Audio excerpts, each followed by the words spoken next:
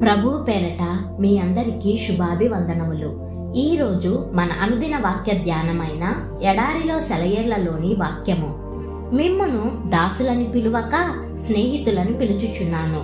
యోహాను సువార్త 15వ అధ్యాయము 15వ వచనము. కొంతకాలం క్రిందట జర్మనీకి చెందిన ఒక ప్రొఫెసర్ గారు ఉండేవారు. ఆయన జీవితం ఆయన విద్యార్థులకి చాలా ఆశ్చర్యం కలిగించేది. కొందరు ఆ జీవిత రహస్యం ఏమిటో తెలుసుకోవాలని నిశ్చయించుకున్నారు. అందుకని వాళ్లల్లో ఒకడు, ప్రొఫెసర్ గారు సాధారణంగా తన సాయం సమయాలు గడిపే గదిలో ఒక చోట కనిపించకుండా దాక్కున్నాడు. ప్రొఫెసర్ గారు కాస్తంత ఆలస్యంగా ఇల్లు చేరుకున్నాడు.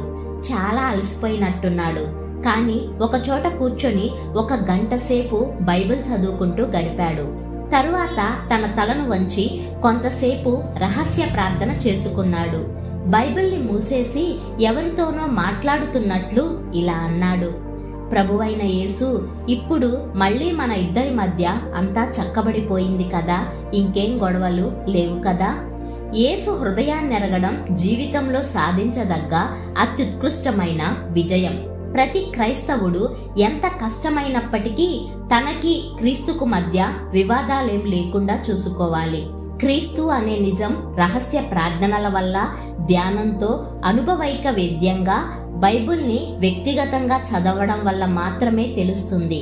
ఆయన సన్నిధిలో విడవకుండా గడిపే వాళ్ళకి క్రీస్తు వ్యక్తిగతంగా పరిచయం అవుతాడు.